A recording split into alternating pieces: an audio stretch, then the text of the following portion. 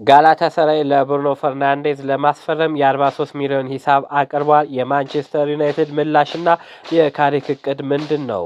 ሰላም የቻናላችን ቤተሰቦች፣ ዛሬ ደግሞ ከእንግሊዝ ፕሪምየር ሊግና ከቱርኩ ትልቅ ሰበር ዜና ይዘንላቸው መጥተናል። የጋላታሳራይ ክለብ የማንቸስተር ዩናይትዱን አጋፋሪና አዛዥ ብሩኖ ፈርናንዴዝን ወደ ኢስታንቡል ለማምጣት ትልቅ የደሞዝ ጭማሪ ያቀረበ አስደንጋጭ ዜና ይዞ ወጥቷል።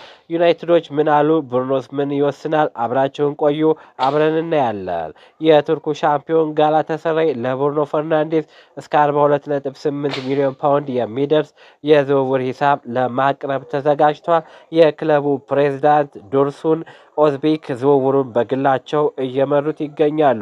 ጋላታሳራዮች ለፖርቹጋላዊ አማካይ በአመት 18.3 ሚሊዮን ፓውንድ ጥራት ያለው ወይንም ኔት ደሞዝና ተጨማሪ የ4 ሚሊዮን ዩሮ የፊርማ አበልና የ4 ዓመት ኮንትራት አዘጋጅተውለታል። የቱርክ የታክስ ሕግ አነስተኛ በመሆኑ ብሩኖ አሁን በማንቸስተር ዩናይትድ የሚያገኘውን ደሞዝ እጥፍ ያደርግለታል። የማንቸስተር ዩናይትድ አቋምስ ምንድን ነው?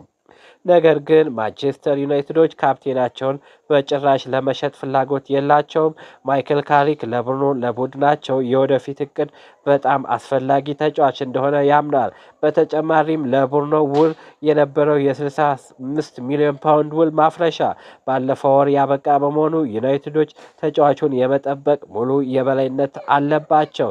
ታዲያ እናንተ ምን ታስባላችሁ? ብሩኖ ፈርናንዴዝ በዩናይትድ መቀጠል አለበት ወይስ ይህንን ትልቅ የደሞዝ እድል ተጠቅሞ ወደ ቱርክ ማምራት አለበት? አስተያየታችሁን በኮሜንት ጻፉልን። ቪዲዮውን ላይክ እና ሰብስክራይብ ማድረግ እንዳትረሱ። እስከዚያው መልካም ምሽት።